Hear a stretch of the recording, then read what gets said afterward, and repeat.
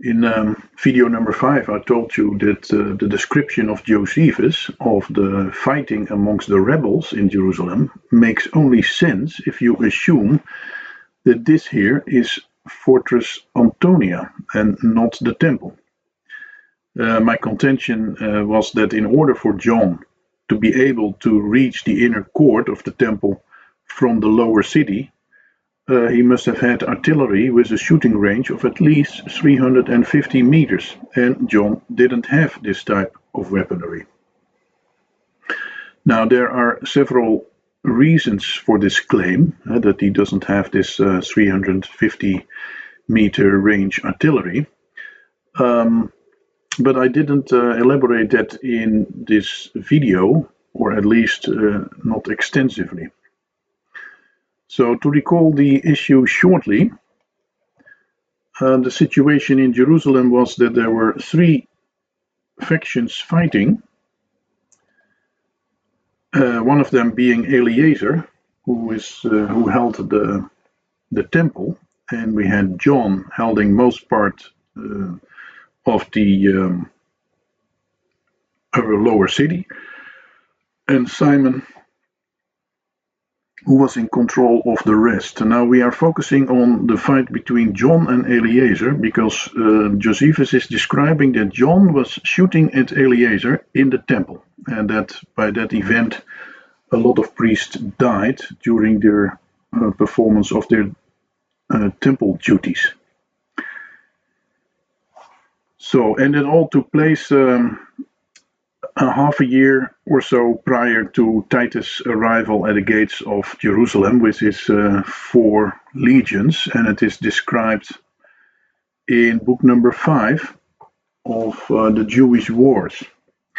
Now, there are 2 scenarios, as we know by now, that this is the temple and this is the lower city, or that this is the temple but this is Fortress Antonia. Now, if we look at the situation here in a detail, in the cross section of a line which is going from here to here, made a cross section, you can see that this was perfectly possible to have an ongoing fight here.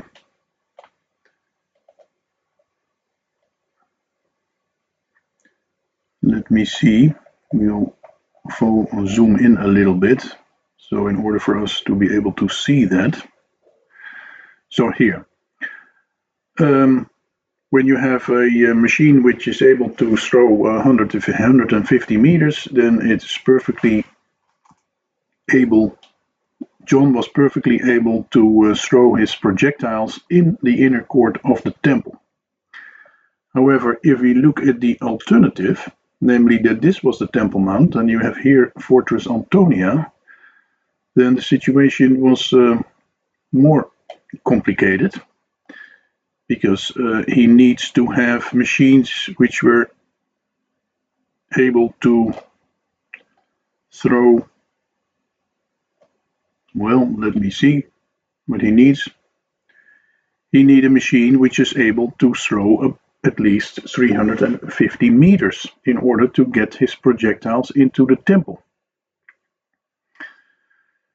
Now, in my video on this topic, I stated that John didn't have this kind of equipment, and in this video I will elaborate on that topic, but it isn't immediately obvious that he didn't have this equipment, because the story is telling us, Josephus is telling us, that 2 years before the rebels conquered the fortress of the Romans in Jerusalem, as well as the fortress of Agrippa, and it isn't impossible that they confiscated heavy weaponry in that event, because the fortress of the Romans, without a doubt, did contain weapons.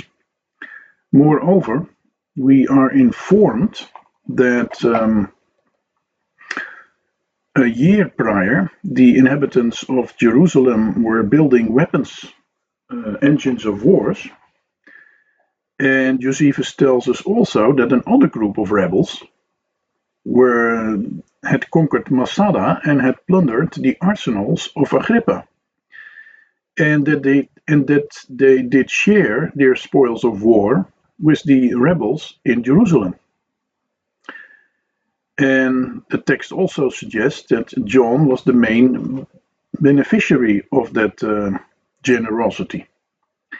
And just a half a year prior, the rebels had attacked, with some success, the retreating legions of Cestius, who did possess heavy artillery for certain. So the rebels, and especially the group associated with John, were well armed and could potentially have had long-range artillery.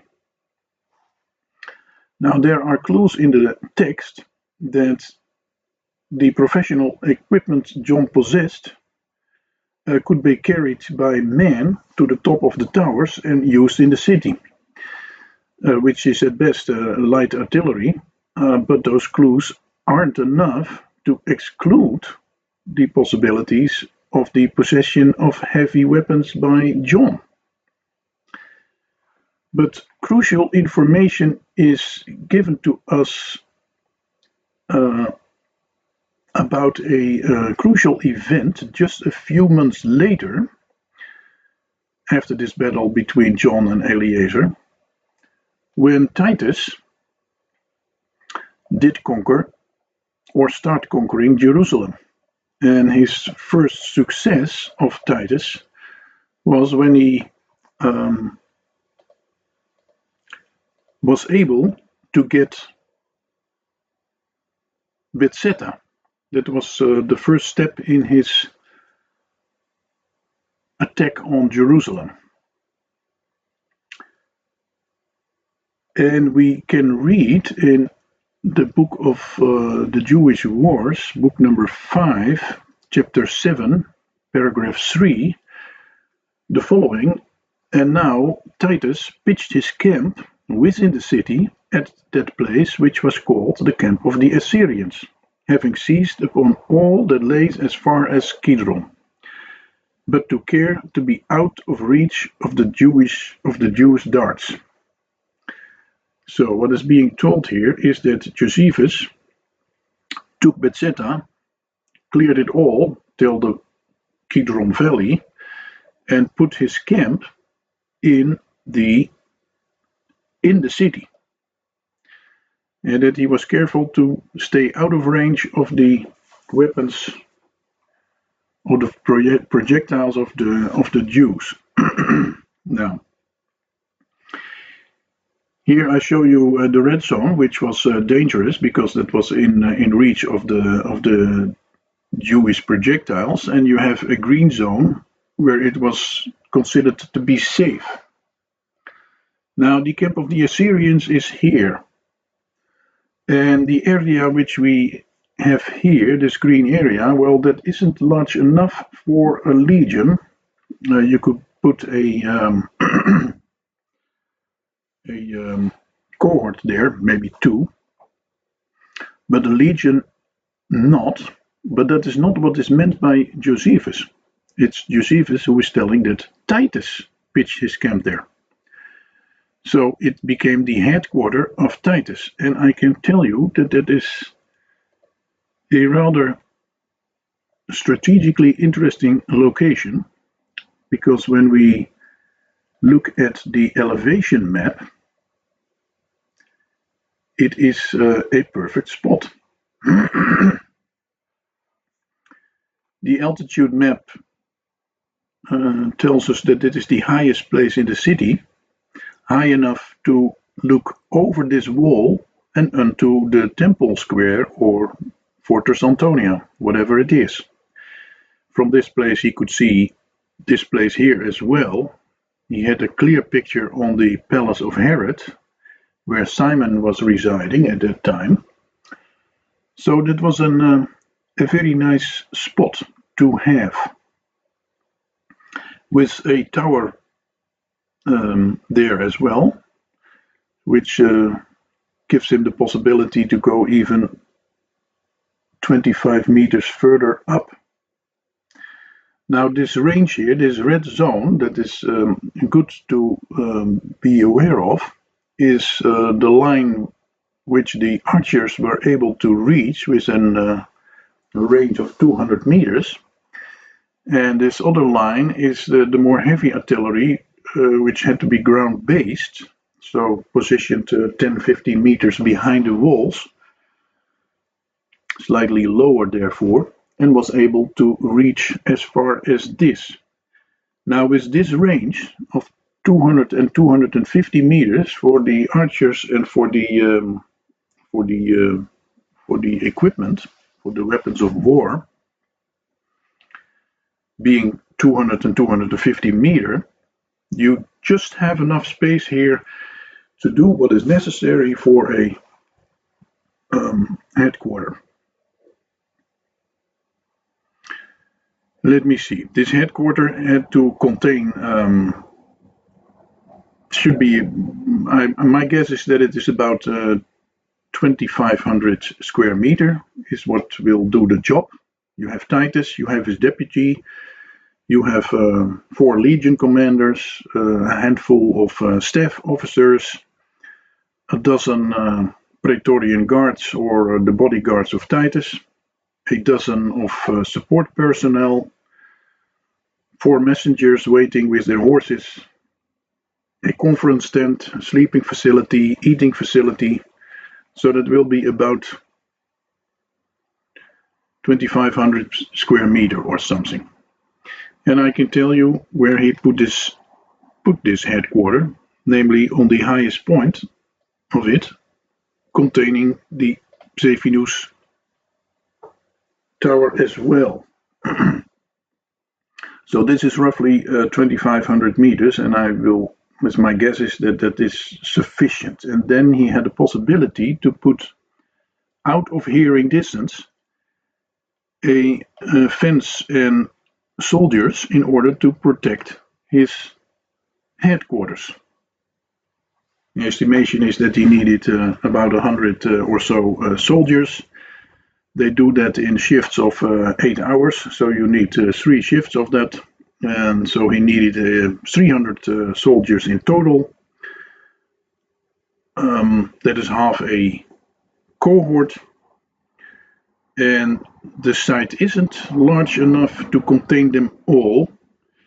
Maybe he could put a 1/3 of it here, but my guess is that he had breached the wall on this side and this side in order not to get trapped, and that most of the soldiers remained outside the walls in order to protect the site from that direction as well. Now that fits perfectly. And if you do it in this way, even if the majority of your soldiers are just sleeping outside this premises, that fits the description Josephus gave us that Titus pitched his camps within the city, because he himself was there. But it all assumes that the shooting range of the rebels doesn't exceed the 250 meters.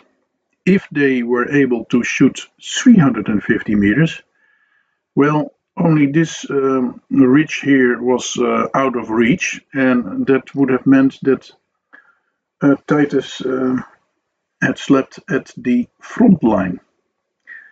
Now, I can tell you, in general, generals don't do that.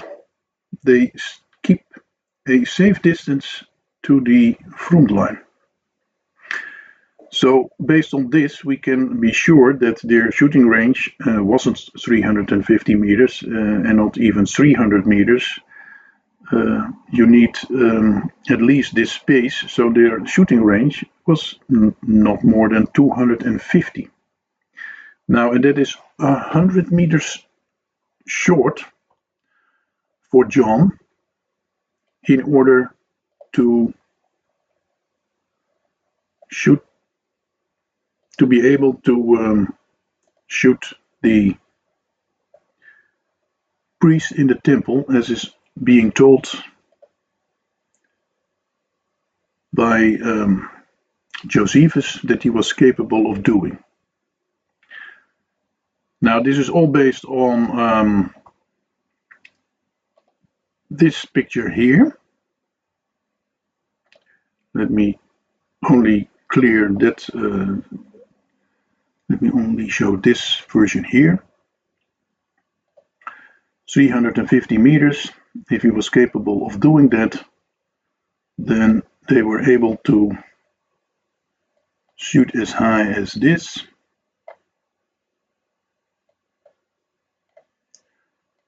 Let me check. 350 meters.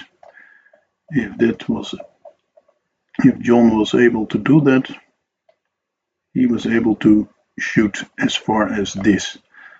Well, if you keep a safety zone of 50 meters, then almost nothing was left.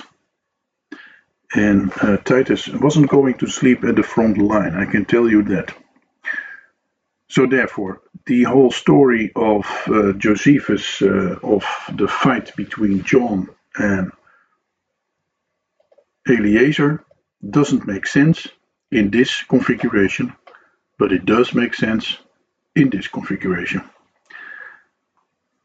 Now my next video, that will be next week or so, I will return to my somewhat speculative story how people came to believe that this was the Temple Mount.